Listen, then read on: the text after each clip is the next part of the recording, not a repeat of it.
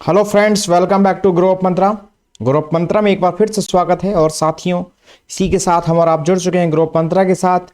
साथियों, इसी क्रम में आज हमारा एक नया टॉपिक है, जो सीटेट हो, हमारा कोई भी एग्जाम हो, हमारा टीचिंग एग्जाम से रिलेटेड हो, तो उसके लिए आज का एक करंट का सबसे महत्वपूर्ण टॉपिक है। और सीटेट में भी इसमें बहुत ज़्यादा क्वेश्चंस पूछे जा रहे हैं। तो टॉपिक है राष्ट्रीय शिक्षा नीति, यानी कि नेशनल एजुकेशन पॉलिसी, जिसको न्यू एजुकेशन पॉलिसी के नाम से भी आजकल पुकारा जा रहा है, जो कि है 2020, जो कि हमारी लेटेस्ट एजुकेशन पॉलिसी है। तो आज इस क्लास में डिस्कस करेंगे डिटेल में कि राष्ट्रीय शिक्षा नीति में क्या क्या प्रबंध किए गए हैं, कौन कौन सी व्यवस्थाओं में परिवर्तन किस प्रकार से किया गया है। तो चलते हैं साथियों अपनी फटाफट से आज से इस क्लास में। लेकिन उससे पहले मैं आपको बताना चाहूँगा कि हमारी सीटेट से संबंधित ईवीएस, सीडीपी या केवीएस से संबंधित पेडागोजी, शिक्षण शास्त्र और सीटेट के लिए भी इन सभी की क्लासेस हमने अब तक कवर की हैं अपनी कुछ पिछली क्लासेस में। अगर आपने वो क्लासेस अटेंड नहीं की हैं तो इसी वीडियो के डिस्क्रिप्शन बॉक्स में उन सभी क्लासेस का लिंक है, आप वहां से जाके उनको एक्सेस कर सकते हैं। तो चलते हैं साथियों अपनी आज की इस क्लास में। राष्ट्रीय शिक्षा नीति यानी कि न्यू नेशनल एजुकेशन पॉलिसी या न्यू एजुकेशन पॉलिसी के नाम से भी इसको जाना जाता है, जो है हमारी 2020 राष्ट्रीय शिक्षा नीति 2020 की। अगर हम बात करें साथियों तो सबसे पहले इसके अध्यक्ष की बात होती है। जी हाँ साथियों, तो राष्ट्रीय शिक्षा नीति 2020 के अध्यक्ष हैं कृष्णास्वामी कस्तूरीरंगन। जी हाँ साथियों, अध्यक्ष हैं कृष्णास्वामी कस्तूरीरंगन। और साथियों, जो हमारी राष्ट्रीय शिक्षा नीति है 2020, यह हमारी 21वीं सदी की पहली शिक्षा नीति है। जी हाँ साथियों, 21st सेंचुरी की पहली शिक्षा नीति है। और अगर देश की आज़ादी की बात करें तो स्वतंत्र भारत की ये तीसरी शिक्षा नीति है ये।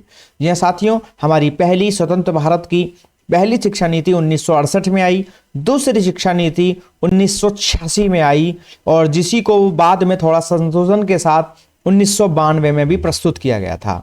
और इस प्रकार से हमारी जो 2020 की शिक्षा नीति है, ये स्वतंत्र भारत की तीसरी शिक्षा नीति होती है। लगभग 34 साल बाद हमारी एक नई शिक्षा नीति आई है।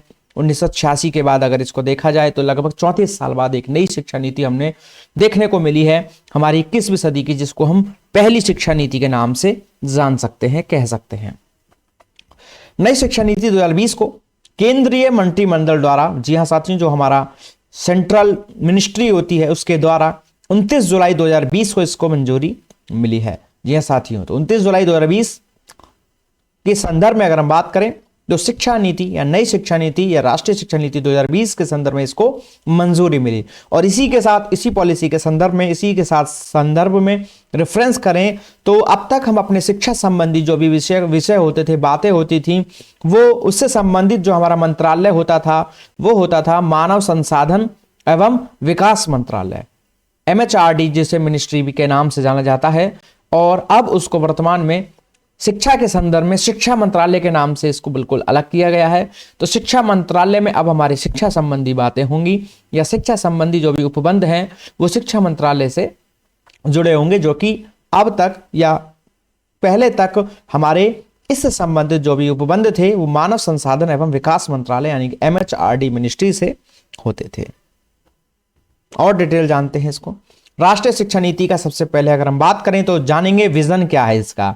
हर चीज का अपना एक उद्देश्य होता है, लक्ष्य होता है, एक थीम होती है किसी भी चीज की। तो इसके संदर्भ में अगर विजन की बात करें तो इस नीति का जो विजन है वो इस बात का है कि प्रत्येक भारतीय को या प्रत्येक व्यक्ति को, इस देश के प्रत्येक नागरिक को भारतीय होने का गर्व हो। बिल्कुल साथियों, तो 2020 की हमारी शिक्षा नीति का विजन है भारतीय होने का गर्व। और ये सिर्फ विचारों में नहीं होना चाहिए। जी हाँ साथियों, ये सिर्फ जो हमारा विजन है भारतीय होने का गर्व, ये सिर्फ विचारों में ना हो, बल्कि बालक के या जो भी इस व्यक्ति है, जो भी हमारे शिक्षा ग्रहण कर रहे हैं, जो भी हमारे सभी से जुड़े हुए हैं, उन सभी के अंदर व्यवहार, बुद्धि, कर्म, ज्ञान, कौशल यानी कि स्किल्स, मूल्य यानी कि वैल्यूज एंड सोच में भी ये भाव निश्चित तौर पर होना चाहिए।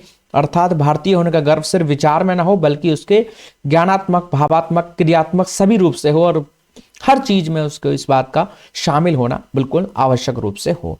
और साथ ही मानवाधिकारों, स्थायी विकास, जीवन यापन तथा वैश्विक कल्याण के लिए भी प्रतिबद्ध हो। महत्वपूर्ण हो, ताकि वह सही मायने में वैश्विक नागरिक बन सके। तो ये हमारी राष्ट्रीय शिक्षा नीति 2020 का विजन है। बिल्कुल भारतीय होने का गर्व कैसे व्यापक रूप से इस बात पे जोर दिया गया है। अगर हम बात करें नई शिक्षा नीति के 5 मूलभूत स्तंभ बताए गए हैं। बिल्कुल साथियों, तो नई शिक्षा नीति के जो 5 फंडामेंटल्स पिलर हैं वो कौन से हैं, पूछा जाता है, इनमें एग्जाम में क्वेश्चन आ जाते हैं। तो वो 5 हमारे फंडामेंटल पिलर्स हैं न्यू एजुकेशन पॉलिसी या नेशनल एजुकेशन पॉलिसी 2020 के। तो पहला है कि शिक्षा की पहुंच सब तक हो, सभी लोग इसमें भागीदारी हों, यानी कि सभी शामिल हों। शिक्षा की गुणवत्ता में सुधार किया जाए। चौथा है किफायती हो, यानी कि जीवन में काम आए, सभी प्रकार से उसके जीवन में पक्षों में शामिल हो और जवाबदेही हो, अर्थात जो अगर हम ग्रहण कर रहे हैं, चीजें कर रहे हैं, कहीं ना कहीं उससे हमारी आवश्यकताओं की पूर्ति होती हो और हमारे मानकों पर खरी उतरती हो। तो यही हमारी नई शिक्षा नीति के 5 मूलभूत स्तंभ हैं। इंग्लिश में इसको कह सकते हैं accessibility, accessibility, equity, quality, affordability and accountability. तो यही है हमारी कि शिक्षा की पहुंच सब तक हो, भागीदारी हो सबकी, गुणवत्तापूर्ण हो, किफायती हो और निश्चित तौर पर जवाबदेही हो। तो ये हमने जाने अपनी नई शिक्षा नीति के 5 मूलभूत स्तंभ। अब इसके जानते हैं मुख्य बिंदु जो शिक्षा संबंधी इसमें परिवर्तन किए गए हैं। जी हाँ साथियों, अब तक जो हमारा शैक्षिक मॉडल था वो 10+2 वाला था। प्राइमरी होती थी पहले 1 to 5, जो हमारा निम्न प्राथमिक या जो अब हमारा लोअर प्राइमरी होता था। कक्षा 6 से 8 उच्च प्राथमिक यानी कि अपर प्राइमरी होता था। 9 से 12 हमारा सेकेंडरी यानी कि जो माध्यमिक होता था और उसके बाद उच्च शिक्षा होती थी। लेकिन वर्तमान में इसको चेंज किया गया है और इसको नए मॉडल में लागू किया गया है 5+3+3+4। जी हाँ साथियों, बहुत अच्छे से समझना है इसको। मैंने बहुत क्लासिफाइड करते हुए उसको समझाने का प्रयास कर रहा हूं। और क्या है, तो नई शिक्षा नीति में जो हमारा मॉडल है, शैक्षिक मॉडल है, वो है सबसे पहले बात 5+3+3+4, 5+3+3+4 या 5-3-3-4 ऐसे भी याद कर सकते हैं। तो इसमें सबसे पहले अगर हम बात करें शुरू के 5 का मतलब क्या है, तो शुरू के 5 का मतलब ये 5 वर्षों की बात की गई है, जिसको शुरू के 5 वर्षों को अब कोई प्राइमरी स्टेज से ना जान करके जाना जाएगा फाउंडेशन स्टेज। जी हाँ साथियों, फाउंडेशन स्टेज माना गया है शुरू के 5 वर्ष को, जिसको भी डिवाइड किया गया है 3 वर्ष और 2 वर्ष में। 3 वर्ष और 2 वर्ष में डिवाइड किया गया है, जिसमें शुरू के 3 वर्ष जो आंगनवाड़ी या प्री स्कूलिंग होगी, जिसे बालवाड़ी के नाम से भी जाना जाता है। तो शुरू के फाउंडेशन स्टेज के 3 वर्ष आंगनवाड़ी या प्ले स्कूल से संबंधित होंगे और बाद के 2 वर्ष कक्षा 1 व 2 के लिए होंगे। तो यानी कि शुरू के जो प्ले वाले 3 इयर्स हैं, कक्षा 1 व 2 हमारा मिलाकर 5 वर्ष का शिक्षा का समय होगा, जिसमें कि उसको फाउंडेशन स्टेज के नाम से जाना गया है। इसमें बच्चे की आयु होगी मिनिमम बच्चा 3 साल का और फाउंडेशन स्टेज को कंप्लीट करते करते 8 वर्ष की आयु उसकी होगी। तो 3 वर्ष के लिए 3 से 6 वर्ष होगा और 2 वर्ष के लिए आयु 6 से 8 वर्ष होगी।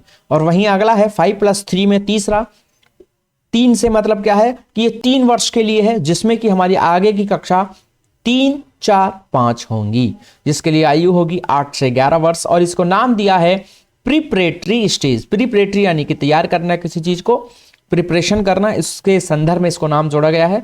प्रीपरेटरी स्टेज होगी हमारी सेकंड स्टेज पे, जो कि 8 से 11 वर्ष के बच्चों के लिए होगी। उसके बाद फिर से +3 है, इसका मतलब है फिर से 3 वर्ष, जिसमें कक्षा 6, 7, 8 को लिया गया है।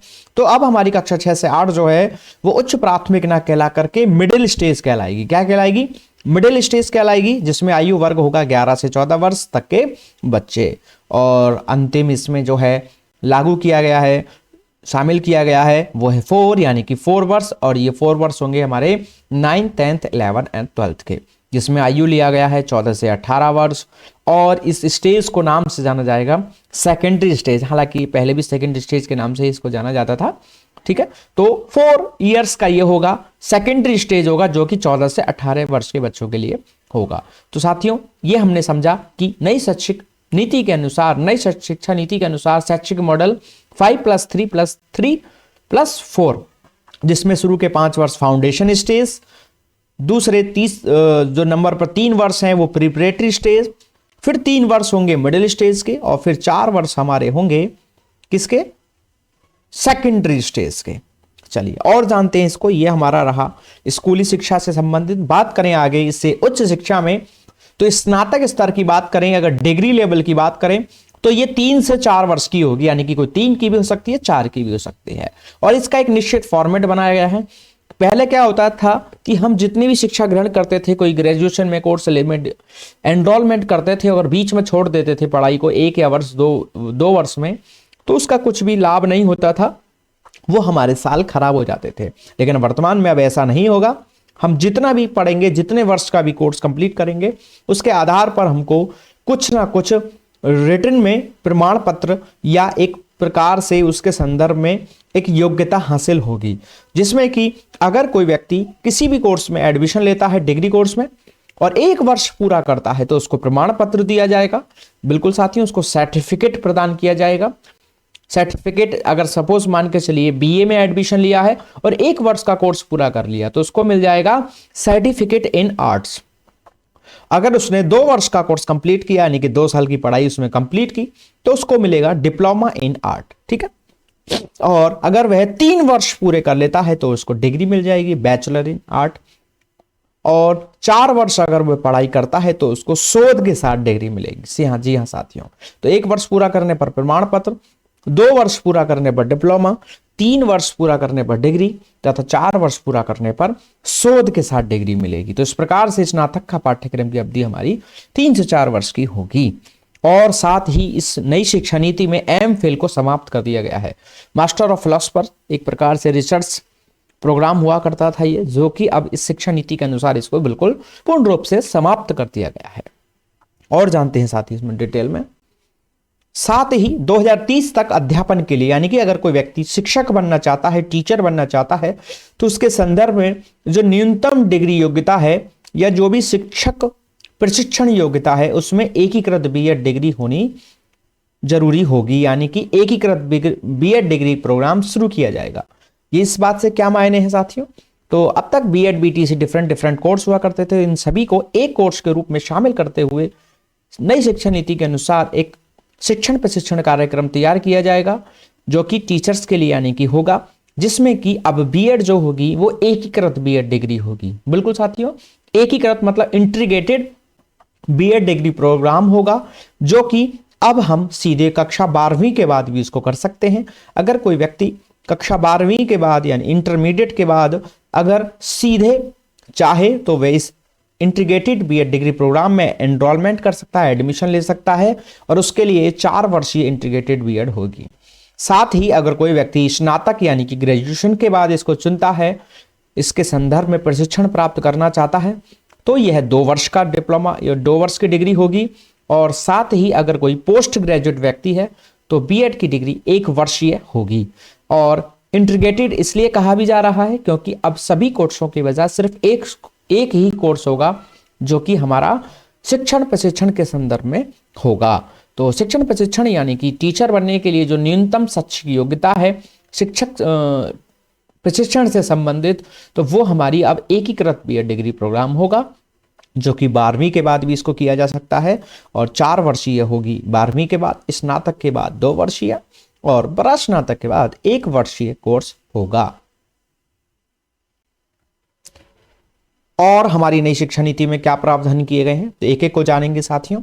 तो अगला है कक्षा 5 तक बच्चों को क्लास 5th क्लास तक, यानी कि जो हमारा आंगनबाड़ी से लेकर क्लास 5 तक, यानी कि 5+3 जो हमारा 2 स्टेप हो गए, इन दोनों स्टेप्स तक बच्चों को जो भी शिक्षा उपलब्ध कराई जाएगी वो उनकी मातृभाषा या क्षेत्रीय भाषा कह सकते हैं, या स्थानीय या परिवेशीय भाषा जिसे हम कह देते हैं, अन्य नाम हम कुछ भी पुकार सकते हैं। तो कहने का मतलब जो बच्चे की मदर टंग है, मातृभाषा है, उसमें बच्चे को शुरुआत के 2 स्टेज तक जो भी शिक्षण कराया जाएगा उसी भाषा में कराया जाएगा। तो बिल्कुल साथियों, तो कक्षा 5 तक बच्चों को शिक्षण व्यवस्था जो उपलब्ध कराई जाएगी, चीजें जो पढ़ाई सुनाई जाएंगी, वो हमारी किस में होंगी, उनकी मातृभाषा में होंगी, जो भी उनकी मातृभाषा है। इसी के साथ अगला है त्रिभाषा फॉर्मूला लागू होगा। बिल्कुल साथियों, त्रिभाषा फॉर्मूला यानी कि किस बात को कहता है कि भाषा के संदर्भ में बच्चों को जो ज्ञान हो वो कोई 3 भाषाओं का हो, जिसमें वैसे तो सामान्यतः हमारे देश में दो प्रकार के क्षेत्र बोले गए हैं, हिंदी भाषी और अहिंदी भाषी। हिंदी भाषी जहाँ हिंदी बोली जाती है तो उनके संदर्भ में हिंदी तो पढ़ेंगे ही, साथ में अंग्रेजी और एक कोई अन्य भाषा को चुनने का विकल्प होता है। और जो लोग हिंदी नहीं बोलते हैं तो उनके लिए एक भाषा उनकी क्षेत्रीय भाषा होगी, दूसरी अंग्रेजी और हिंदी। इस प्रकार से 3 भाषाओं में शिक्षण कराया जाएगा। ये सामान्यतः इसको बिल्कुल कंक्लूड करके इसको समझा जाए तो इस बात से मायने ये हैं कि बालक को शिक्षण के संदर्भ में 3 भाषाओं से अवगत कराया जाएगा, परिचित कराया जाएगा, जिसमें हिंदी और अंग्रेजी तो निश्चित तौर पर होगा ही, और तीसरी भाषा अगर जो भी व्यक्ति की क्षेत्रीय भाषा है वो हो सकती है, या ऑप्शनल होगी जो भी वह उसको चाहता है। और साथ ही भाषा के संदर्भ में संस्कृत को भी एक विकल्प के रूप में चुनने का अवसर दिया जाएगा। जी हाँ साथियों, विद्यार्थियों को स्कूल के सभी स्तरों और उच्च शिक्षा में भी संस्कृत को एक विकल्प के रूप में, एक ऑप्शन के रूप में चुनने का अवसर दिया जाएगा। यानी कि जो त्रिभाषा फॉर्मूला है उसमें संस्कृत को भी निश्चित तौर पर शामिल किया जाएगा। इसी के साथ किसी भी विद्यार्थियों को कोई भी भाषा थोपी नहीं जाएगी। इस बात पर भी इस नई शिक्षा नीति या राष्ट्रीय शिक्षा नीति 2020 में बल दिया गया है। तो एनईपी 2020 इस बात को कहती है कि बच्चों को क्लास 5 तक मातृभाषा में पढ़ाओ, हिंदी अंग्रेजी के साथ एक अन्य क्षेत्रीय भाषा भी बच्चा पढ़ेगा, संस्कृत को भी इसमें विकल्प के रूप में शामिल किया जाएगा, और बच्चे के ऊपर कोई भी भाषा थोपी नहीं जाएगी। उम्मीद है साथियों आपको समझ में आ रहे होंगे, याद हो रहे होंगे। और साथ ही मैं आपको बता देना चाहता हूं, हमारे टेलीग्राम चैनल को ज्वाइन कर लीजिए, वहां पर इसकी पीडीएफ मिल जाएगी, तो आप वहां से जाकर इसको डाउनलोड करके उसका प्रिंट निकाल सकते हैं, या फिर अपने खुद के अपने नोट्स बना सकते हैं, ताकि बाद में भी इनको पढ़ा जा सके, याद रखा जा सके। और अगर आपको टेलीग्राम का लिंक चाहिए तो इसी वीडियो के डिस्क्रिप्शन बॉक्स में टेलीग्राम लिंक है, वहां से जाकर आप उसको देख सकते हैं। तो अगला है साथियों, कक्षा 6 से ही बच्चों को इंटर्नशिप के साथ व्यावसायिक शिक्षा का भी व्यवस्था की जाएगी। बिल्कुल साथियों, कक्षा 6 से ही बच्चों को समय समय पर इंटर्नशिप कराई जाएगी, जिसमें कुछ प्रोफेशनल कोर्सों से रिलेटेड जानकारियों से बच्चों को जोड़ा जाएगा। अगला है, हर सीनियर सेकेंडरी स्कूल में, यानी कि जो हमारे 9th to 12th एजुकेशन है, तो सीनियर सेकेंडरी स्कूल में विज्ञान और गणित विषय अनिवार्य होंगे। यानी कि हर बच्चे को निश्चित तौर पर साइंस और गणित का जो ज्ञान है निश्चित तौर पर शामिल किया जाएगा या उनको पढ़ाया जाएगा। तो हर सीनियर सेकेंडरी स्कूल में विज्ञान व गणित विषय अनिवार्य होंगे, और साथ ही साथ जो हमारे कक्षा 9 से 12 तक के बच्चे हैं उनके लिए जो है प्रोजेक्ट बेस्ड लर्निंग पर जोर होगा। यानी कि प्रोजेक्ट, यानी कि जब बच्चा किसी चीज के संदर्भ में एक प्रोजेक्ट बनाता है, विभिन्न प्रकार से क्रिया करते हुए, खुद से करके सीखते हुए, विभिन्न प्रकार से जानकारियों को जोड़ते हुए उनके संदर्भ में एक पूरी जानकारियों का एक चिट्ठा तैयार करता है, एक संपूर्ण रूप से उसका क्रियात्मक रूप से जो भी आप कह लेते हैं उसको एक्टिविटी बेस्ड यानी कि शामिल करने के लिए उस पर जोड़ दिया जाएगा। तो कक्षा 9 से 12 में कैसी लर्निंग होगी? प्रोजेक्ट बेस्ड लर्निंग होगी, यानी कि सिर्फ पुस्तकीय ज्ञान पर जोर ना दे करके उसको उसके व्यवहार में, उसकी क्रियाओं में शामिल करते हुए, खुद से उसको अपने आसपास से चीजों से सीखते हुए, उस पर काम करते हुए सीखने के प्रयास किए जाएंगे, ऐसा माहौल उत्पन्न किया जाएगा।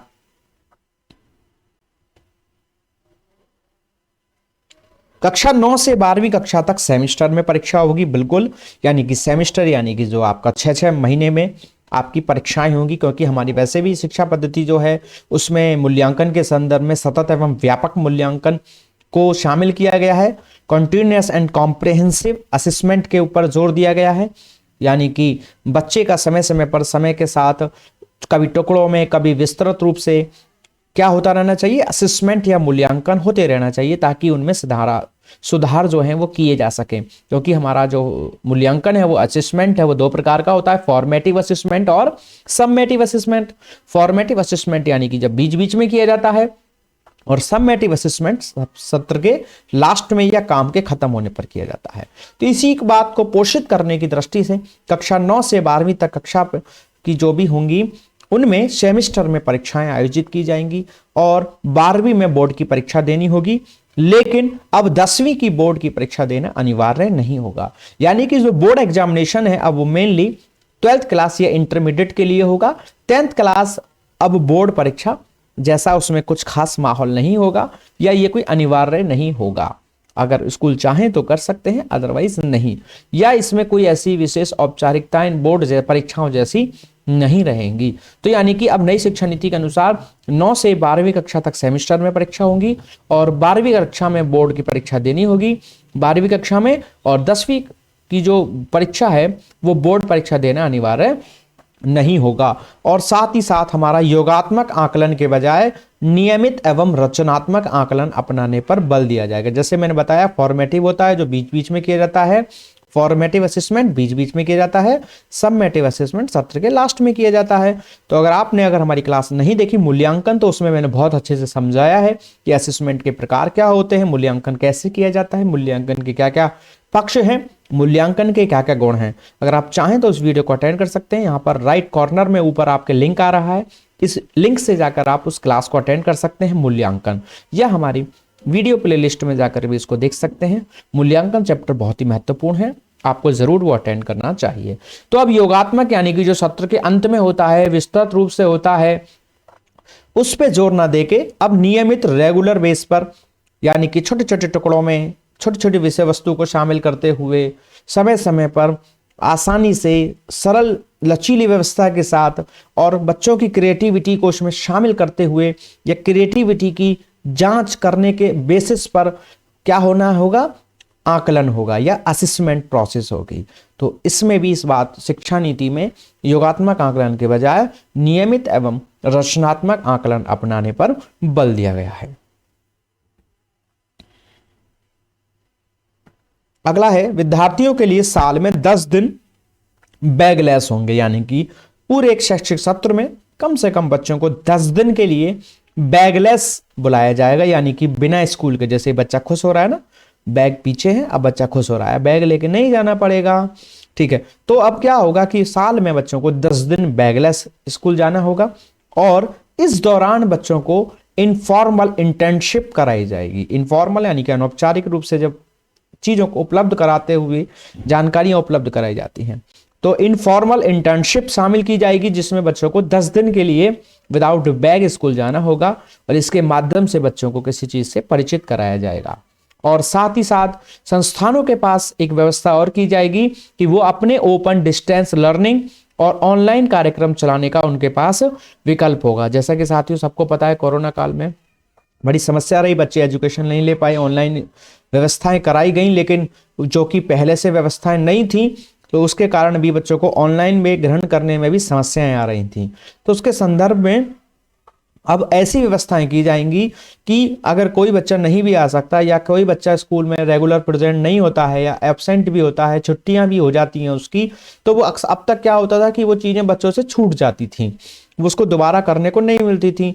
इसलिए अब इस प्रकार से ये लाभ भी होगा और साथ में अन्य भी लाभ होंगे कि अब बच्चों के लिए ओपन डिस्टेंस लर्निंग का भी व्यवस्था होगी, ऑनलाइन कार्यक्रम भी चलाए जाएंगे, जिससे कि बच्चे जोन सा भी उनके प्रकार से सूटेबल हो, जैसी भी व्यवस्था उनके अनुरूप हो, उनके अनुसार अपनी शिक्षा को ग्रहण कर सकें और अपनी चीजों को समझ सकें। जैसे कि जब कोरोना के बाद कुछ विद्यालयों ने अपने स्कूल में बच्चों को बुलाना शुरू कर दिया था, तो उसमें कुछ पेरेंट्स इस बात को लेकर एग्री नहीं थे कि उनके स्टूडेंट्स, उनके बच्चे जो हैं वो स्कूल जाएं। तो स्कूल वालों ने एक व्यवस्था की थी कि जो लोग अपने बच्चों को स्कूल भेजना चाहते हैं तो वो भेज सकते हैं, और साथ ही जो नहीं भेजना चाहते हैं उनके लिए ऑनलाइन क्लासेस भी चलेंगी। तो आप जिसको चाहें उसको अटेंड कर सकते हैं। तो एक प्रकार से सभी के लिए उसमें व्यवस्था हो गई। जो लोग स्कूल में पढ़ना पसंद करते हैं वो स्कूल में पढ़ लिए ऑफलाइन, और जो घर पे रहना चाहते थे, सुरक्षित रहना चाहते थे ज़्यादा, उनको ऐसा था कि इस बात का भय था कि कोई परेशानी होगी, तो वो अपने घर से एजुकेशन को ग्रहण कर रहे थे। तो इस प्रकार से अब विद्यालयों में ऐसी व्यवस्था की जाएगी कि दोनों समान रूप से हमेशा ये व्यवस्था चलेगी। ऐसा नहीं है कि सिर्फ किसी दिक्कत या किसी परेशानी के कारण ही होगा, अब हमेशा निश्चित तौर पर यह व्यवस्था होगी कि स्कूलों के पास, संस्थानों के पास अपने ओपन डिस्टेंस लर्निंग और ऑनलाइन कार्यक्रम चलाने का भी विकल्प होगा, जिसके माध्यम से वो अपनी चीजों को उपलब्ध करा सकते हैं। अगला है साथियों, जो हमने अपना आरटीई एक्ट जाना है, राइट टू एजुकेशन 2009, जो कि लागू हुआ था 2010 में। उसमें हमारे व्यवस्था थी कि बच्चों के लिए कक्षा 8 तक, यानी कि 6 से 14 वर्ष तक की आयु तक और कक्षा 8 तक हर बच्चे को निश्चित तौर पर बिल्कुल निःशुल्क रूप से शिक्षा उपलब्ध हो, और जरूरी शिक्षा उपलब्ध हो, यानी कि हर बच्चे का ये शिक्षा का अधिकार था कि उसको निःशुल्क रूप से और अनिवार्य रूप से शिक्षा सरकार उपलब्ध कराएगी कक्षा 8 तक। लेकिन अब इस नई शिक्षा नीति या राष्ट्रीय शिक्षा नीति 2020 के साथ अब इस निःशुल्क और अनिवार्य शिक्षा के अधिकार को अब कक्षा 8 के बजाय कक्षा 12 तक जोड़ा गया है। जी हाँ साथियों, अब सरकार जो है निःशुल्क और अनिवार्य शिक्षा जो उपलब्ध कराएगी वो कक्षा 12 तक कराएगी, और यानी कि जो 14 वर्ष की आयु तक होता था अब वो हमारा कितना हो गया, 18 वर्ष की आयु तक लागू किया जाएगा। तो नई शिक्षा नीति या राष्ट्रीय शिक्षा नीति 2020 के अनुसार मोस्ट इंपोर्टेंट पॉइंट है इसका ये, अब हमारी जो निःशुल्क और अनिवार्य शिक्षा है बच्चों के संदर्भ में, जो अधिकार है, शिक्षा का अधिकार है हमारा, वो अब कक्षा 12वीं तक होगा। यानी कि अब हमारी शिक्षा में जो निःशुल्क वाला भाव है और अनिवार्य रूप से शिक्षा उपलब्ध करने के जो हमारा अधिकार है वो कक्षा 12वीं तक लागू होगा। बहुत अच्छी एक पहल है इसके माध्यम से। और साथ ही साथ जो हमारी एक व्यवस्था है स्कूलों में बच्चों के पोषण के संदर्भ में जो कार्यक्रम चलाया गया है मिड डे मील, या जिसे हम मध्याह्न भोजन के नाम से जानते हैं, उसमें एक चीज को और शामिल किया गया है कि अब बच्चों को मिड डे मील के साथ हेल्थी ब्रेकफास्ट भी स्कूलों में उपलब्ध कराया जाएगा। यानी कि मिड डे मील ये कब उपलब्ध कराया जाता था, दोपहर में बच्चों को भोजन के रूप में उपलब्ध कराया जाता था, लेकिन अब उसके साथ साथ मिड डे मील के माध्यम से बच्चों को अब एक ब्रेकफास्ट की भी व्यवस्था उपलब्ध कराएगी, जो कि कैसा हो, हेल्दी हो, बच्चों के लिए काम आए, उनके स्वास्थ्य से संबंधित पोषित हो, जो उनको स्वस्थ रख सके। तो बच्चे को अब क्या होगा, आरटी के एक्ट को बढ़ाया गया है, कक्षा 8वीं के बजाय 12वीं तक निःशुल्क अनिवार्य शिक्षा होगी, और मिड डे मील में जो दोपहर का भोजन था, मध्याह्न भोजन के साथ साथ अब हेल्दी ब्रेकफास्ट को भी शामिल किया जाएगा। अगला है स्नातक पाठ्यक्रमों में मल्टीपल एंट्री एवं एग्जिट सिस्टम लागू होगा। जो हमारे डिग्री कोर्सेज होते हैं अब उसमें मल्टीपल एंट्री कर सकते हैं और हम एग्जिट सिस्टम भी कर सकते हैं। तो जानते हैं साथियों इनको मल्टीपल एंट्री किसे कहा है और एग्जिट सिस्टम क्या है। तो साथियों जो हमारा डिग्री लेवल पर क्या होगा, मल्टीपल एंट्री होगा। कहने का मतलब है कि कोई भी बालक, कोई भी छात्र एक ही समय में कोई भी 2 कोर्स कर सकता है। बिल्कुल एक ही समय में 2 कोर्स कर सकता है। जैसे कि कोई बीएससी कर रहा है तो साथ में बीए भी कर सकता है, कोई एमए कर रहा है या एमए चल रही है तो किसी दूसरे सब्जेक्ट में भी एमए कर सकता है, या एमएससी कर रहा है तो एमए कर सकता है। यानी एक ही समय में कोई भी 2 डिग्री, कोई 2 डिप्लोमा, 1 डिग्री 1 डिप्लोमा, इस प्रकार से कुछ भी कर सकता है, बशर्ते बस वो ओवरलैपिंग ना करे, अर्थात दोनों रेगुलर ना हो। क्योंकि दोनों रेगुलर होने की स्थिति में यानी कि प्रेजेंट का जो एक इश्यू रहेगा कि आप 2 जगह कैसे प्रेजेंट रह सकते हैं, ओवरलैपिंग ना करे, यानी कि जैसे एक पत्राचार में हो डिग्री और एक हमारी रेगुलर हो तो कोई दिक्कत नहीं है। तो इसी को मल्टीपल एंट्री के नाम से जाना जाता है कि एक कोर्स के साथ अगर कोई दूसरा कोर्स हम करना चाहें तो कर सकते हैं। इसमें व्यवस्था की गई है हमारी नई शिक्षा नीति में, तो इसी को मल्टीपल एंट्री के नाम से जाना जाता है। और साथ ही दूसरा है एग्जिट सिस्टम लागू होगा। एग्जिट सिस्टम का मतलब होता है कि किसी भी कोर्स को जब हम बीच में छोड़कर चले जाते हैं और बाद में फिर दोबारा से उस कोर्स को वहीं से ही ज्वाइन कर लेते हैं, तो उसी को एग्जिट सिस्टम बोला जाता है। तो कई बार तो ये अगर हम उसी कोर्स को एक निश्चित समय के साथ एक निश्चित टाइम पीरियड में दोबारा से उसको ज्वाइन कर लेते हैं, लेकिन कई अब इस प्रकार की भी कुछ व्यवस्थाएं होंगी कि थोड़ा समय भी अगर अधिक होगा तो भी हम उसको दोबारा से रिज्वाइन कर सकते हैं। जैसा कि हमने बताया कि पहले हम बीच में 1 या 2 वर्ष का डिग्री या डिप्लोमा करते थे तो उसमें कुछ नहीं मिलता था, लेकिन अब डिग्री नहीं मिलेगी तो प्रमाण पत्र या डिप्लोमा तो मिलेगा ही, तो उनके बेसिस पर हम दोबारा से उसको ज्वाइन कर सकते हैं। तो इसी को ही एग्जिट सिस्टम के नाम से जाना गया है।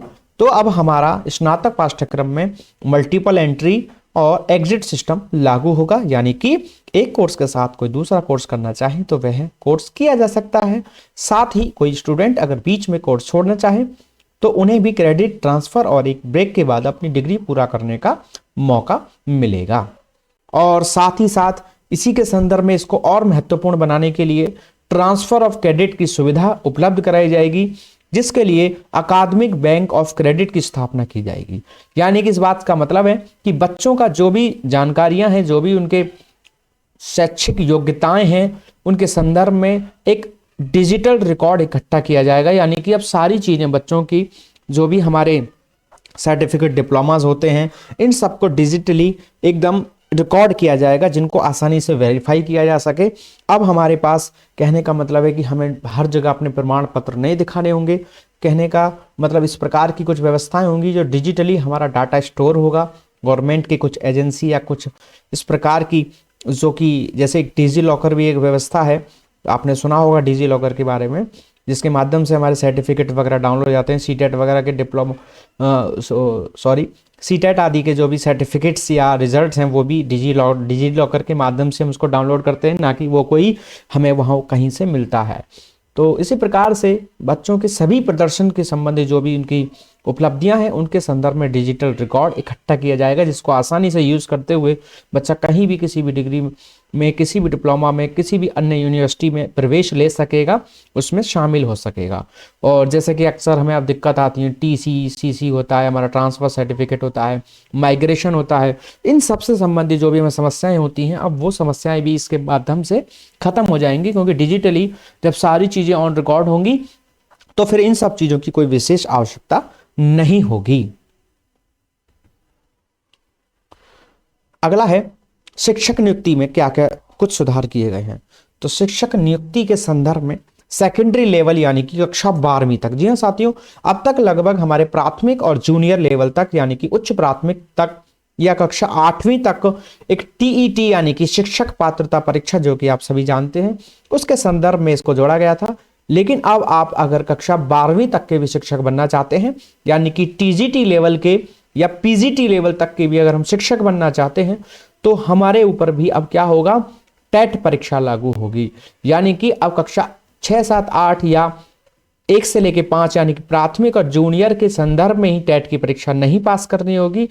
साथ ही साथ हमारे सेकेंडरी लेवल यानी कि टीजीटी, पीजीटी स्तर की भी परीक्षाओं में शामिल होने के लिए भी टेट का एक निश्चित अनिवार्यता शामिल की गई है, यानी कि टेट के संदर्भ में एक शैक्षिक योग्यता के रूप में इसको शामिल किया गया है। अब इसको भी पास करना होगा कक्षा 12वीं तक। और साथ ही साथ टीईटी के साथ साथ नेशनल टेस्टिंग एजेंसी यानी कि एनटीए परीक्षा में भी विषयवार अंकों के आधार पर वरीयता मिलेगी। और जो हमारे टीचर हैं वो 12वीं तक तो अब टेट पास करना ही होगा, 12वीं क्लास तक के टीचर बनने के लिए। और साथ ही साथ उनका शिक्षक बनने के संदर्भ में जो भी परीक्षाएं होती थी उसमें अब डेमो स्किल टेस्ट और इंटरव्यू भी शामिल होंगे। यानी कि अब बच्चों का या जो भी शिक्षक बनना चाहते हैं उनके संदर्भ में सिर्फ अब लिखित परीक्षा जो होती थी उसके बाद ही मेरिट बनने के आधार पर प्रवेश जो भी नियुक्ति नहीं होगी, उसके साथ साथ उनका डेमो स्किल टेस्ट और इंटरव्यू भी शामिल होंगे। यानी कि डेमो स्किल टेस्ट यानी कि जो टीचिंग एप्टीट्यूड है, यानी कि टीचिंग करवा करके देखना, इस प्रकार के चीजें स्टेप्स भी शामिल होंगे। और उनके जो भी है शिक्षक बनने वाले अभ्यर्थियों के इंटरव्यू भी होंगे। और साथ ही जो हमारे टीचर्स हैं प्राइवेट स्कूल्स में पढ़ाते हैं, जो बीएड या बीटीसी किए हुए हैं, डीएलएड किए हुए हैं, तो जो भी हमारे इस प्रकार के लोग हैं अगर वो प्राइवेट स्कूलों में टीचिंग करते थे तो कई बार बिना बीएड बीटीसी जैसे कोर्सों के जो भी छात्र होते थे उनको भी शिक्षक के रूप में नियुक्त कर लिया जाता था। तो अब ऐसा नहीं होगा, उन सभी मानकों पे उन्हें पूरा करना होगा। और साथ ही साथ उनका टेट जो है परीक्षा भी निश्चित तौर पर पास होनी चाहिए। अर्थात निजी स्कूलों में पढ़ाने वाले शिक्षकों को भी इस मानक पर अब खरा उतरना होगा। तो मेन इंपॉर्टेंट पार्ट इस बात की रही कि अब टेट परीक्षा जो है टीजीटी पीजीटी स्तर पर भी लागू होगी। और साथ ही डेमो स्किल टेस्ट और इंटरव्यू भी शिक्षक भर्ती के संदर्भ में किए जाएंगे। शिक्षकों के संदर्भ में अब तक जैसा कि हमने जाना था आरटी में 3 प्रकार के प्रावधान किए गए हैं, यानी कि शिक्षकों को कैसे कैसे कामों में शामिल किया जा सकता है। तो पहला काम तो उनका है ये शिक्षण यानी कि टीचिंग। तो उससे अलग अगर हम बात करें तो 3 प्रकार के कामों में जोड़ा गया था आरटी 2009 के एक्ट के तहत कि इसको जनगणना संबंधी कार्यों में लगाया जा सकता है, चुनाव संबंधी कार्यों में, और तीसरा आपदा। लेकिन अब नई शिक्षा नीति या राष्ट्रीय शिक्षा नीति 2020 के अनुसार शिक्षक को अब अन्य जो गैर शैक्षणिक कार्य हैं उनसे हटाया जाएगा और उसको सिर्फ अब चुनाव ड्यूटी में ही लगाया जा सकेगा। तो शिक्षकों को अब नई शिक्षा नीति के अनुसार सिर्फ जो उनके गैर शैक्षणिक कार्यों की बात करें तो सिर्फ चुनाव ड्यूटी में ही इसको शामिल किया जाएगा, लगाया जाएगा। नई शिक्षा नीति के अनुसार जो भी हमारे एकल स्ट्रीम उच्च शिक्षा संस्थान हैं उनको समय के साथ समाप्त कर दिया जाएगा और सभी उच्च शिक्षा संस्थानों को बहुविषयक बनाने की ओर प्रयास किया जाएगा। यानी कि कहने का मतलब है एकल स्ट्रीम उच्च शिक्षा संस्थान किसे कहते हैं? कुछ हमारे एजुकेशनल इंस्टीट्यूशंस ऐसे होते हैं जिनमें खाली एक ही स्ट्रीम की पढ़ाई होती है, जैसे पर्टिकुलर कोई कॉमर्स के संदर्भ में कोई डिग्री कॉलेज है या कोई इस प्रकार का कॉलेज है जिसमें पर्टिकुलर सिर्फ ह्यूमैनिटीज यानी कि आर्ट्स के ही विषय होते हैं, साइंस नहीं है। तो ऐसे बहुत कॉलेज होते हैं जो पर्टिकुलर किसी एक डिग्री या जैसे कि कोई मैनेजमेंट कॉलेज है, कोई टेक्नोलॉजी कॉलेज है, ऐसा बोला जाता है कि ये तो मैनेजमेंट कॉलेज है, यानी कि यहाँ पर MBA जो इस प्रकार के जो मैनेजमेंट कोर्सेज होते हैं उनकी पढ़ाई की जाती है। टेक्नोलॉजी यानी कि इंजीनियरिंग कॉलेज हैं। तो इस प्रकार के संस्थान होते हैं जो हैं उनको एकल स्ट्रीम हायर एजुकेशन कहा जाता है। अब उन सभी को समाप्त किया जाएगा और सभी शिक्षा संस्थान ऐसे होंगे जो कि सभी विषयों की उनमें शिक्षाएं उपलब्ध कराई जा रही हों या विभिन्न विषयों की उसमें कोर्सेज उपलब्ध कराए जा रहे हों, जैसे कि टेक्नोलॉजी कोर्स भी हो, मैनेजमेंट कोर्स भी हो और हमारे ह्यूमैनिटीज या साइंस या जो भी हमारे कोर्सेज हैं वो सभी उसमें शामिल होने चाहिए। यानी कि अब हमारे एकल स्ट्रीम उच्च शिक्षा संस्थानों को समाप्त कर दिया जाएगा और सभी शिक्षा संस्थान कैसे होंगे? बहुविषयक होंगे, यानी कि सभी प्रकार के कोर्सेज की उनमें पढ़ाई की जाएगी। तो ये भी एक बहुत ही महत्वपूर्ण बिंदु था इसका। और साथ ही साथ इसमें व्यवस्था की गई है नई शिक्षा नीति में कि प्रत्येक 5 वर्ष में यानी कि हर 5 साल में स्कूली शिक्षा गुणवत्ता की भी समीक्षा की जाएगी। यानी कि स्कूल बन गया, चल रहा है, यहीं पर बात खत्म नहीं होगी। हर 5 वर्ष बाद स्कूलों की जो भी क्वालिटी है, जो भी उनकी गुणवत्ता है, उसके संदर्भ में उसकी समीक्षा की जाएगी। समय समय पर उसका निरीक्षण और जांच की जाएगी कि उसके गुणवत्ता संबंधी में कोई कमी तो नहीं है और सुधार है तो फिर कितना है और कितने सुधार की आवश्यकता है। इन सभी बिंदुओं को ध्यान में रखते हुए हर स्कूली जो भी हैं हमारे स्कूल्स हैं, एजुकेशन इंस्टीट्यूशंस हैं, उन सभी में 5 वर्ष में क्या की जाएगी? उनकी गुणवत्ता संबंधी समीक्षा की जाएगी। साथ ही साथ जो है वर्चुअल लैब विकसित की जाएंगी। वर्चुअल लैब से मतलब है जैसा कि आप देख रहे हैं कि डिजिटली, यानी कि कोई प्रैक्टिकल कराने के लिए हो सकता है इक्विपमेंट नहीं है, व्यवस्थाएं नहीं है, निश्चित समय नहीं है, तो भी उनसे संबंधित प्रैक्टिकल्स की एनिमेटेड या जिसे आप कह देते हैं एक वीडियो टाइप का, जिसमें कि कंप्लीट प्रोसेस प्रयोग हो रहा है कि कैसे क्या हुआ, किस प्रकार से क्या रिएक्शन हुआ, इन सभी के संदर्भ में एक एनिमेटेड जो भी एक क्लिप टाइप होती है उससे के माध्यम से उसको समझाया जाए, तो उसको एक प्रकार से हम वर्चुअल लैब कह सकते हैं। यानी कि जब चीज़ें हमारे सामने ना हो तो उसको हम एक चित्रों के माध्यम से, ग्राफिक्स के माध्यम से जब उसको समझाया जाता है तो वो वर्चुअल क्रिएटिविटी होती है और उसी के आधार पर जो भी विज्ञान गणित से संबंधित जो भी चीज़ें हो सकती हैं उनके लिए ऐसी लैब विकसित की जाएंगी जिनके माध्यम से जो प्रयोग हम नहीं भी कर पाते हैं उन सभी प्रयोगों को भी हम उसमें देख करके उनके बारे में जान सकें, समझ सकें, तो उन्हीं को कहते हैं वर्चुअल लैब। तो बिल्कुल नई शिक्षा नीति के अनुसार हमारी वर्चुअल लैब भी विकसित की जाएंगी। तो साथियों, हमने इतना जाना कि हमारी राष्ट्रीय शिक्षा नीति 2020 के अनुसार हमारा जो नई शिक्षा नीति है उसका बेसिक इंट्रो जाना, हमने जाना कि उसका विजन क्या है, उसके 5 मूलभूत स्तंभ क्या हैं और इसके मुख्य बिंदु जो बिल्कुल आवश्यक हैं, जो बिल्कुल निश्चित तौर पर इनके लागू होने के साथ ही शामिल होंगे। और अब हम जानेंगे इसके जो भी लक्ष्य हैं, क्योंकि कुछ चीज़ें ऐसी होती हैं जिनको हम तुरंत हासिल नहीं कर सकते लागू करने के साथ, तो कुछ हमारे किसी भी काम को करने के लक्ष्य भी होते हैं। अर्थात व्यवस्था परिवर्तन तो हो सकता है लेकिन कुछ चीज़ें जो होती हैं, अचीवमेंट्स होती हैं, वो नहीं हो सकती। तो उसके संदर्भ में हमारी नई शिक्षा नीति के कुछ लक्ष्य भी रखे गए हैं। तो अब जानेंगे हमारी नई शिक्षा नीति के लक्ष्य। जो हमारी नई शिक्षा नीति इस बात पर जोर देती है कि हमें इतने समय में ये लक्ष्य पूरे करने हैं। तो नई शिक्षा नीति के लक्ष्यों की अगर हम बात करें तो लक्ष्य है पहला कि जो भी हमारा शिक्षा पर सरकारी खर्च है, जो 2018 तक लगभग हमारे जो GDP होती है हमारे देश की, जिसे हम बोलते हैं सकल घरेलू उत्पाद, ग्रॉस डोमेस्टिक प्रोडक्ट, जो GDP होती है किसी देश की, उस पे शिक्षा पे जो खर्चा किया जा रहा था 2018 तक वो था 4.43%। अब उसको 4.43 के स्थान पर हमारे GDP का 6% भाग अब हमारा शिक्षा पर खर्च किया जाएगा। बिल्कुल साथियों, तो नई शिक्षा नीति के अनुसार शिक्षा पर जो सरकारी खर्च होगा वो जीडीपी का 6% होगा। अगला लक्ष्य रखा गया है कि नई शिक्षा नीति 2020 के द्वारा 2 करोड़ स्कूली बच्चों को ओपन यानी कि खुले स्कूली शिक्षा प्रणाली के माध्यम से मुख्य धारा में वापस लाया जाएगा। यानी कि जो बच्चे स्कूल से ड्रॉप आउट कर गए हैं, स्कूलों को छोड़कर चले गए, उनकी व्यवस्थाएं, जो उनकी परिस्थितियां इस प्रकार की नहीं है कि वो दोबारा से शिक्षा में शामिल हो सकें, नियमित होकर शिक्षा ग्रहण कर सकें, तो उन बच्चों को इस खुले स्कूली शिक्षा यानी कि ओपन जो लर्निंग प्रोग्राम्स होते हैं उनके माध्यम से लगभग 2 करोड़ स्कूली बच्चों को दोबारा से शिक्षा में शामिल किया जाएगा। यह लक्ष्य भी एक हमारा नई शिक्षा नीति का है। अगला लक्ष्य है राज्य की खूबियों और जानकारियों के आधार पर। बिल्कुल साथियों, हर राज्य की अपनी कुछ खूबियां होती हैं, जानकारियां होती हैं, उसकी अपनी, हर राज्य की अपनी एक विविधता होती है, अंतर होते हैं, चीजों के संदर्भ में उपलब्धता होती है। तो उसके आधार पर ही अब क्या किया जाएगा, जो भी पाठ्यक्रम है या कैरिकुलम है उसको तैयार किया जाएगा, डिजाइन किया जाएगा। और उसके संदर्भ में नई शिक्षा नीति इस बात पर भी जोर देती है कि अब एक नई दोबारा से जो एनसीएफ है हमारा, जो हमने अब तक जाना है एनसीएफ 2005, जिसके अनुसार हमारी शिक्षा व्यवस्था चल रही है, उसमें अब कैसी व्यवस्था के आधार पर कैरिकुलम तैयार किया जाएगा, राज्यों की खूबियों और जानकारियों के आधार पर दोबारा से पाठ्यक्रम तैयार किया जाएगा, जिसके संदर्भ में एनसीईआरटी एक दोबारा से स्थापना करेगी एनसीएफ की, जिसमें एनसीएफ 2021 को बनाया जाएगा और वह दोबारा से हमारा कैरिकुलम डिजाइन करेगी, तैयार करेगी।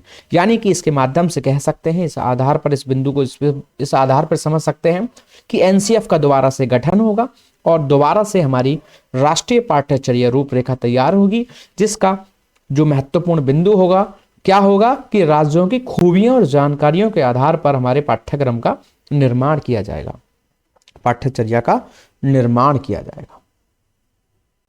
साथ ही स्कूलों के पाठ्यक्रम और अध्यापन कला का लक्ष्य यह होगा, यानी कि जो भी बच्चों को चीजें पढ़ाई जा रही हैं, जो भी टीचिंग की जा रही है, वो इस प्रकार की हो कि जो हमारी 21वीं शताब्दी है, 21st सेंचुरी जो हमारी चल रही है, जो आज के समय की जो आवश्यकताएं हैं, जो आज के समय के कौशल हैं, जो आज के समय की व्यवहारिक जानकारियां हैं, वो सब बच्चों को उपलब्ध हो सके और बच्चे उसी के अनुसार अपना विकास कर सके और आज की जरूरतों को यानी कि पूर्ण करती हो। कहने का मतलब है कि जो भी हमारा कैरिकुलम है वो इस प्रकार का डिजाइन होना चाहिए कि जो हमारी आज की यानी कि वर्तमान की आवश्यकताओं को पूर्ण करती हो और आज की परिस्थितियों के अनुसार हो। क्योंकि सभी समझते हैं, क्योंकि लगभग 34 साल पहले हमारी पुरानी, इससे पहली शिक्षा नीति आई थी, तो उसमें जो बातें की गई थी वो अपनी जगह उस समय के अनुसार ठीक थी, लेकिन वर्तमान में हमारी परिस्थितियां बदली हैं, समय बदले हैं, संसाधन बदले हैं, बच्चों की सोच, चीज़ों में अंतर पाया जा रहा है और विभिन्न प्रकार के साधन उपलब्ध हुए हैं, तो अब उन्हीं से चलना लगभग उचित नहीं होगा।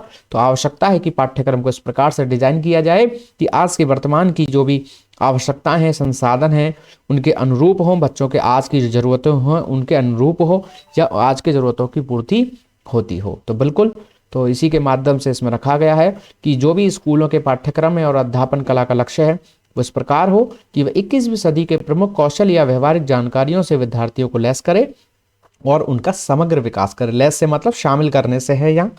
और साथ ही साथ 2025 तक स्कूल और उच्च शिक्षा प्रणाली के माध्यम से कम से कम 50% शिक्षार्थियों को या बच्चों को व्यावसायिक शिक्षा में शामिल करना। यानी कि जो हायर एजुकेशन पे या स्कूल लेवल पे भी एजुकेशन ले रहे हैं, तो कम से कम उनमें से 50% स्टूडेंटों को जो भी प्रोफेशनल कोर्स हैं, प्रोफेशनल एजुकेशन है, वोकेशनल एजुकेशन है, उसमें शामिल किया जाए 2025 तक। ये भी एक लक्ष्य है। अगला लक्ष्य है नई शिक्षा नीति का स्कूली शिक्षा में पूर्व विद्यालय से माध्यमिक स्तर तक 2030 तक सकल नामांकन अनुपात हो। बिल्कुल 2030 तक 100% जो है हमारा सकल नामांकन अनुपात हो, ताकि शिक्षा का सार्वभौमिकरण किया जा सके, सभी तक इसका उपलब्धता कराई जा सके, यानी कि 100% एनरोलमेंट होना चाहिए 2030 तक। नई शिक्षा नीति 2020 का लक्ष्य है कि व्यावसायिक शिक्षा सहित यानी कि जो भी प्रोफेशनल एजुकेशन है उसके साथ उच्चतर शिक्षा में जो नामांकन है वो लगभग कितना होना चाहिए, 50% होना चाहिए। बिल्कुल साथियों, तो 2030 तक स्कूली शिक्षा में या माध्यमिक स्तर तक कितना परसेंट जो भी नामांकन होना चाहिए 100%। और हायर एजुकेशन की बात करें तो उसमें प्रोफेशनल कोर्स को शामिल करते हुए 2035 तक 50% सकल नामांकन अनुपात होना चाहिए।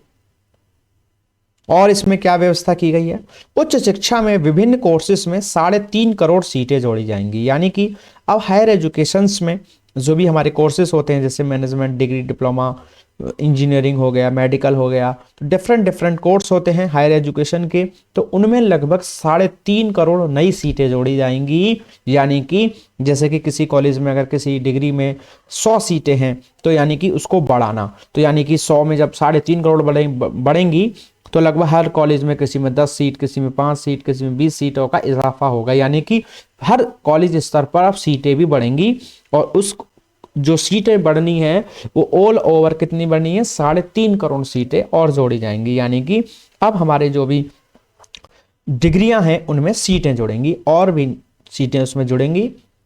चलिए, तो कितनी होंगी, 3.5 करोड़ सीटें होंगी। और क्या लक्ष्य है इस नीति का, इस नीति का लक्ष्य है 2030 तक 100% युवा और प्रौढ़ साक्षरता की प्राप्ति करना। एक हमारा होता है साक्षरता का मिशन, तो साक्षरता से मतलब है पढ़ने लिखने और अंकों की सामान्य जानकारी होना। एक व्यक्ति शिक्षित हो या ना हो, कम से कम वो साक्षर जरूर होना चाहिए ताकि वो अपनी चीजों को पढ़ सके, जान सके, समझ सके। क्योंकि अगर हमें अपनी चीजें लिखनी पढ़नी नहीं आती तो हमारे साथ किसी भी प्रकार का धोखाधड़ी हो सकती है। और साथ ही साथ एक सामान्य भी बात है कि हर व्यक्ति को अपना हिसाब रखना, अपने जो भी आवश्यक डॉक्यूमेंट्स हैं उन सब चीज़ों की तो इतनी समझ होनी ही चाहिए कि इसमें क्या लिख रहा है, क्या नहीं लिख रहा है, या ये मेरी है या किसकी है, या जो भी उनके जमीन जायदाद प्रॉपर्टी के दस्तावेज हो सकते हैं कम से कम। इस प्रकार की सभी चीज़ों को वो आसानी से पढ़ सके, जान सके, समझ सके। Rules and regulation, terms condition जो भी होती है विभिन्न प्रकार के कामों की, सभी प्रकार की चीज़ों हो कि हम बेशक कोई भी काम करते हैं लेकिन लिखाई पढ़ाई बिल्कुल आवश्यक उसमें होती है। तो उसके संदर्भ में साक्षरता होती है कि हर व्यक्ति को निश्चित तौर पर, सामान्य तौर पर पढ़ने लिखने और अंकों का ज्ञान हो। तो उसी के संदर्भ में इस नीति का लक्ष्य है कि 2030 तक 100% जो है हमारा एक एक युवा और जो एडल्ट यानी कि प्रौढ़ जिसे हम एडल्ट कह देते हैं, सभी लोग 100% क्या हो, साक्षर हों। जैसा कि हमारे भारत की सबसे अधिक साक्षरता जो दर है जो वो है किसकी है, हमारी केरल की है। तो हालांकि वो भी 100% नहीं है। तो अब क्या होगा, इस नीति का लक्ष्य है कि 2030 तक प्रत्येक युवा और जो हमारे एडल्ट हैं वो क्या हो, 100% साक्षर हों। आगे की एज की बात नहीं हो रही है। 100% का मतलब ये नहीं एक एक नागरिक होगा, यानी कि जो हमारे युवा हैं और प्रौढ़ लोग हैं वो जरूर 100% तौर पर होने चाहिए। यानी कि लगभग वो सभी होने चाहिए, क्या, साक्षर होने चाहिए। अगला है, सभी छात्रों के लिए किसी भी स्कूल वर्ष के दौरान 2 बार एक मुख्य परीक्षा हो सके और एक सुधार के लिए बोर्ड परीक्षा देने की अनुमति होगी। जैसा कि आप समझते हैं कि डिग्री को स्तर पर उच्च शिक्षण संस्थानों में तो पहले भी हुआ करता था कि इम्प्रूवमेंट जिसे आप कहते हैं, या बैक एग्जामिनेशन जिसे कहते हैं, अंक सुधार कर लेते थे या फेल होने पर दोबारा परीक्षा दे करके उस परीक्षा को पास किया जा सकता था। अब वो स्कूल के दौरान पर भी शामिल होगी, जिसमें बच्चों को दोबारा से परीक्षा देते हुए या अपने अंक सुधार करने के लिए भी परीक्षाओं के देने के संदर्भ में व्यवस्था होगी, जो कि इस नई शिक्षा नीति का एक लक्ष्य है। और क्या होगा, छात्रों की प्रगति के मानक निर्धारित करने के लिए कि एक व्यवस्था की जाएगी, एक नए राष्ट्रीय आकलन केंद्र की स्थापना की जाएगी जिसका नाम है परख, performance assessment review and analysis of knowledge of historic development new education policy में। यानी कि हमारे राष्ट्रीय आकलन केंद्र की स्थापना की गई जिसमें छात्रों की प्रगति के मानक निर्धारित करने के निकाय है ये एक, जिसका नाम है परख के रूप में। परख नामक एक संस्था होगी, एक निकाय होगा परख, जो बच्चों के प्रगति के मानक निर्धारित करने वाला होगा, जिसके संदर्भ में बच्चों का आकलन किया जाएगा। फॉर असेसमेंट ऑफ स्टूडेंट के लिए इसकी स्थापना की जाएगी। सभी उच्चतर शिक्षा संस्थानों को 2035 तक स्वायत्त बनाना तथा ऐसे सभी संस्थानों को बीओजी यानी कि बोर्ड ऑफ गवर्नर्स का गठन करना होगा, यानी कि सभी अपना पूर्ण रूप से विकास कर सके। इसके संदर्भ में एक बीओजी का गठन किया जाएगा।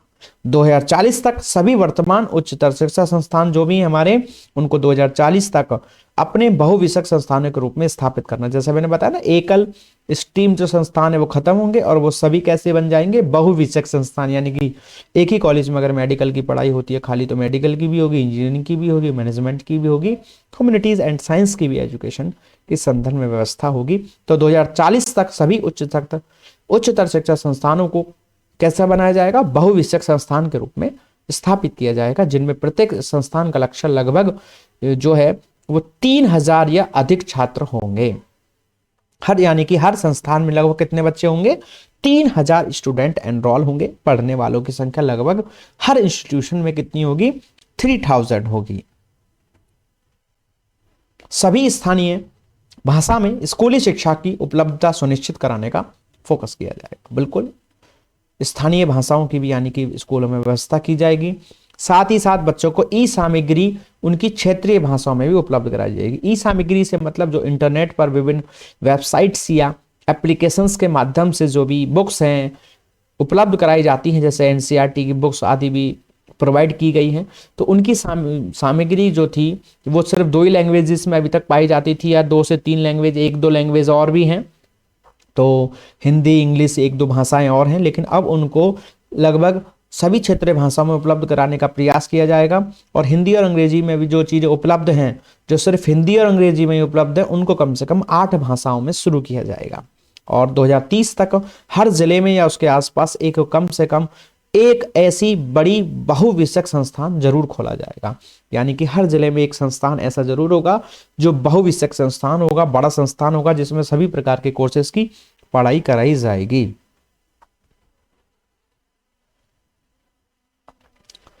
राज्य स्कूल नियामक प्राधिकरण यानी कि SSRA बनेगी, जिसमें चीफ विभाग जो उसके चीफ होंगे वो शिक्षा विभाग से जुड़ेंगे। यानी कि जो भी राज्य स्कूल से संबंधित स्कूलिंग के संदर्भ में जो भी अथॉरिटी होगी वो होगी, और उसके जो चीफ होंगे वो शिक्षा विभागों से जुड़ेंगे, ताकि शिक्षा गुणवत्ता का निश्चित तौर पर निरीक्षण किया जा सके और उसमें सुधार किए जा सके और सभी प्रकार की जो भी खामियां हैं उनको दूर किया जा सके।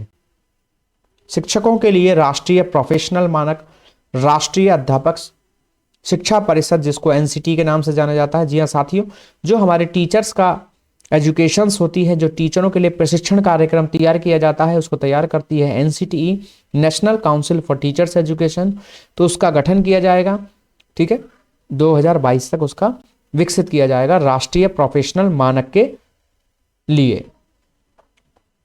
अगला है शोध कार्यों को यानी कि रिसर्च वर्किंग को, रिसर्च प्रोग्राम्स को बढ़ावा देने के लिए नेशनल रिसर्च फाउंडेशन का गठन किया जाएगा। बिल्कुल साथियों, तो नेशनल रिसर्च फाउंडेशन का गठन होगा किसके लिए, शोध कार्यों को, रिसर्च जो भी हमारे प्रोग्राम्स हैं उनको बढ़ावा देने के लिए किसका गठन होगा, नेशनल रिसर्च फाउंडेशन।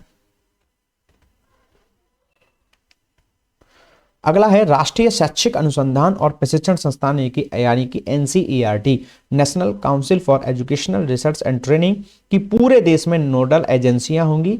बिल्कुल। और अगला है स्कूलों में SCMC यानी कि स्कूल कॉम्प्लेक्स मैनेजमेंट कमेटियां बनाई जाएंगी। हर स्कूल में स्कूल कॉम्प्लेक्स मैनेजमेंट कमेटियां बनाई जाएंगी।